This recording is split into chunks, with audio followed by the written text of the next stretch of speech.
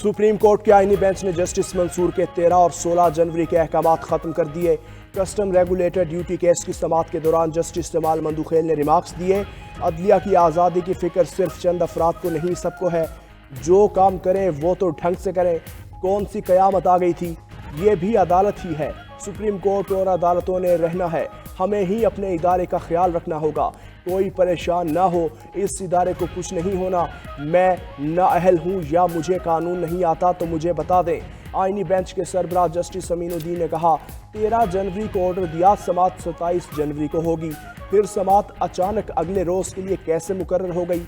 Justice Jamal Mandokhail ने कहा 3 रुकनी bench से एक जज अलग हो गए। क्या वो जज ये ऑर्डर दे सकता था कि यह केस मखसूस बेंच के सामने लगे। जस्टिस हसन अजहर रिजवी बोले क्या बेंच दोबारा कायम करने का इख्तियार इसी जज के पास था। जस्टिस नईम अफगान ने बैरिस्टर सलाहुद्दीन को मुखातिब करते हुए कहा हमें लगता है इस सारे क्राइसिस के जिम्मेदार आप हैं। अटॉर्नी जनरल ने अदालत को बताया हुकूमत जस्टिस मंसूर अली शाह तौहीन अदालत केस का फैसला चैलेंज करेगी।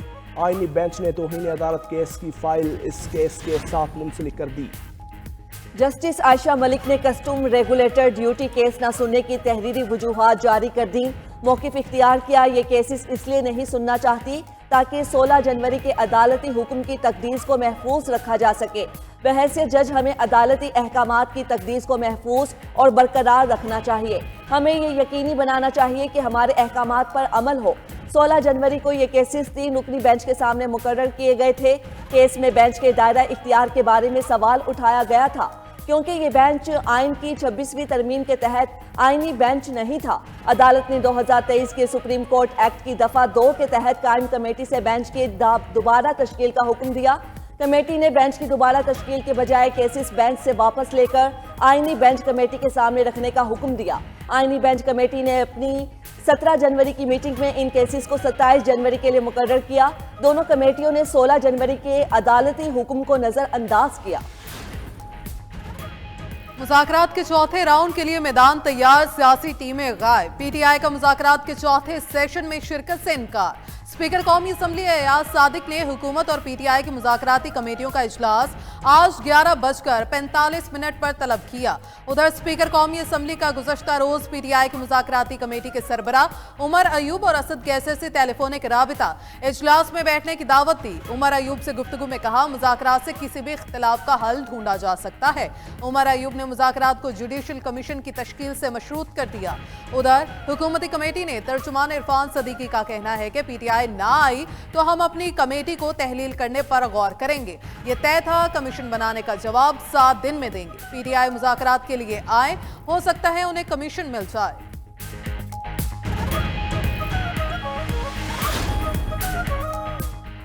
हुकूमत की मुतनाज़ा पीका एक्ट तरमीमी बिल की सेनेट से मंजूरी की तैयारियां। ऐवान बाला का इजलास शुरू, 14 निकाती एजेंडा जारी।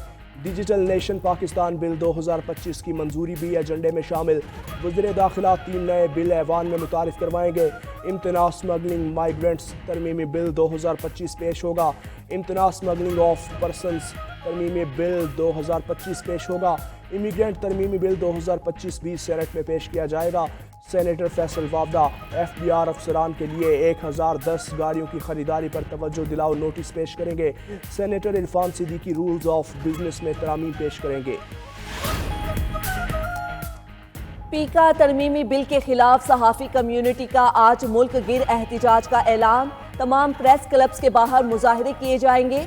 मुल्क भर की सहाफ़ी तंजीमों की जॉइंट एक्शन कमेटी ने एलामिये में कहा हुकूमत ने बगैर मुशावरत बिल को पहले कौमी असम्बली और अब सेनेट की कायमा कमेटी से मंजूर कराया है। बार बार यकीन दहानियों के बावजूद सहाफ़ी तंजीमों और स्टेक होल्डर्स को नहीं सुना गया। हुकूमत का ये अमल हुकूमती अज़ाइम और बदनीयती का वाज़ेह सबूत है। बिल के खिलाफ भरपूर अवामी और कानूनी जिद्दोजहद की जाएगी। जॉइंट एक्शन कमेटी में PBA, APNS, CPNE, एमेंट और PFUJ शामिल हैं। अवाम को बेहतर और जदीद तिबी सहूलियात की फराहमी हुकूमत का मिशन। वज़ीर-ए-आज़म शहबाज शरीफ की ज़ेर सदारत वज़ारत कौमी सेहत के अमूर पर जायजा इजलास। विफाकी हुकूमत के ज़ेर इंतज़ाम सेहत की देखभाल के निज़ाम को जदीद खतूत पर इस्तवार करने की हिदायत। तिबी सहूलियात के हवाले से इस्लामाबाद को पूरे मुल्क के लिए मॉडल बनाने की हिदायत भी कर दी। वज़ीर-ए-आज़म की जिना मेडिकल कॉम्प्लेक्स और रिसर्च सेंटर के काम में तेजी लाने की हिदायत। वज़ीर-ए-आज़म ने कहा, प्री क्वालिफिकेशन के अमल को माहिर कंसल्टेंट्स की निगरानी में मुकम्मल किया जाए।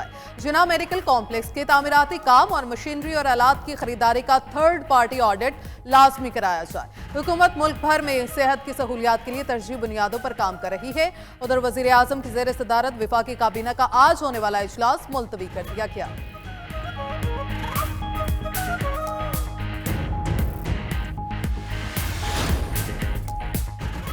बानी चेयरमैन को डियाला जेल में सहूलियात की फराहमी की दरख्वास्त पर समात। इस्लामाबाद हाई कोर्ट ने बानी PTI की दरख्वास्त हिदायत के साथ निपटा दी। जेल सुपरिटेंडेंट डियाला जेल अदालत में पेश हुए। दौरान समात जस्टिस आमिर फारूक ने पूछा, आपने दरख्वास्त गुजार को क्या सहूलियात दी? सुपरिटेंडेंट डियाला जेल ने कहा, दरख्वास्त गुजार को कैटेगरी B के तहत तमाम सहूलियात दी जा रही हैं। उन्हें TV, अखबार और एक बावर्ची मुयस्सर है। जेल में हफ्ते में 2 बार मुलाकात की इजाज़त है, लेकिन हम 3-4 बार करवाते हैं।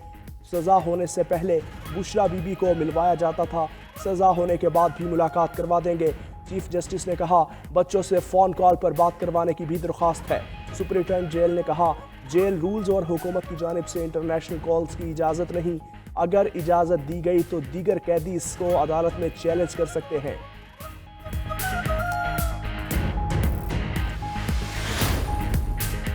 चीन का टेक्नोलॉजी की जंग में नॉकआउट पंच। अमेरिकी टेक कंपनीज मुंह के बल जा गिरी। चीनी चैटबॉट डीप सीक की शानदार लॉन्चिंग से अमेरिकी स्टॉक मार्केट को 1000 अरब डॉलर का बड़ा नुकसान। इंतहाई कम लागत में तैयार डीप सीक ने चैट GPT जैसी ऐप को भी पीछे छोड़ दिया। अमेरिकी टेक कंपनी एनवीडिया के 600 अरब, गूगल के 100 अरब और माइक्रोसॉफ्ट के 7 अरब डॉलर्स डूब गए। चीनी चैटबॉट की शानदार कारकर्दगी पर अमेरिकी सदर डोनाल्ड ट्रंप भी चकरा कर रह गए। डीप सीक की कारकर्दगी को अमेरिकी टेक कंपनीज के लिए लम्हा फिक्रिया करार दे दिया। कहा, टेक कंपनीज को चीन का मुकाबला करने के लिए तवज्जो मरकूज करने की जरूरत है। दूसरी तरफ चीनी ऐप डीप सीक पर साइबर हमला। चीनी कंपनी ने आर्जी तौर पर ऐप में रजिस्ट्रेशन महदूद कर दी। तारकीन वतन की अमेरिका बदरी से दुनिया भर में खलबली मच गई। लातीनी, अमरीकी और कैरेबियन रियासतों का हंगामी इजलास जुमेरात को तलब। अमरीकी इक़दाम से खित्ते में होने वाली तब्दीलियों पर तबादले ख्याल किया जाएगा। उधर अमरीकी वज़ीर ख़ारजा मार्को रूबियो ट्रंप के एजेंडे पर अमल के लिए सरगर्म। लातीनी अमेरिका के 5 ममालिक Panama, Costa Rica, El Salvador, Guatemala और डोमिनिकन रिपब्लिक के दौरे का मंसूबा बना लिया। दूसरी तरफ कोलंबिया ने तारकीन वतन की वापसी से मुतालिक ट्रंप की तमाम शराइत से इत्तफाक कर लिया। अमेरिका में गैर कानूनी तारकीन वतन के खिलाफ धड़ाधड़ गिरफ्तारियां।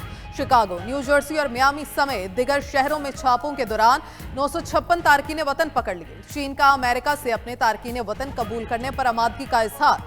चीनी वजारत दाखिला का कहना है, तस्दीक शुदा चीनी शहरियों को कबूल करने को तैयार है।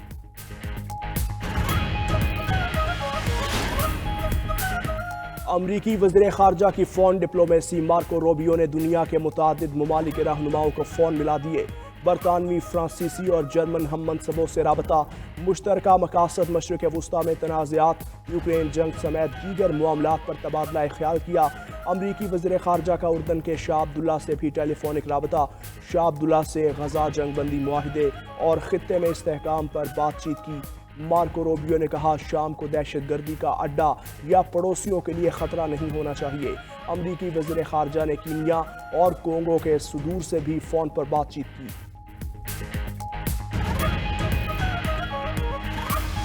सर्दी का मौसम है तो गैस बिल्कुल नहीं मिल रही, बिल भी धड़ाधड़ आ रहे हैं हमारे पास। तो बिल्कुल गैस नहीं होती, बच्चे वैसे भूखे चले जाते हैं, गैस नहीं आती, पूरा दिन नहीं गैस होती। बहुत ज़्यादा मसला है गैस का। शहर शहर लोगों को गैस बहरान का सामना। घरेलू सार्फिन बड़े पैमाने पर महंगी LPG खरीदने पर मजबूर। शहरियों का कहना है, दिन को गैस आती है न रात को। जिन इलाकों में गैस मुयस्सर भी हो वहां इसका प्रेशर इंतहाई कम होता है। खाना बनाने और दीगर अमूर की अंजामदही में मुश्किलात का सामना करना पड़ता है।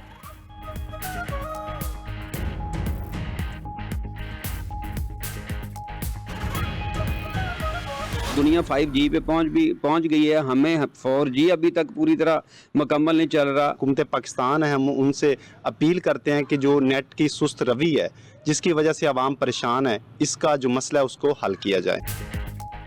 इंटरनेट की सोई डाउन स्पीड से ऊपर ना सकी, मुल्क भर में सार्फिन को ब्राउजिंग में मुश्किलात का सामना, डाउनलोडिंग और अपलोडिंग में भी बड़ा मसला। सार्फिन कहते हैं डिजिटल दौर में भी यहाँ इंटरनेट का ये हाल है, कारोबार मुतासिर हो रहे हैं। आखिर इस मसले का हल कैसे मिलेगा?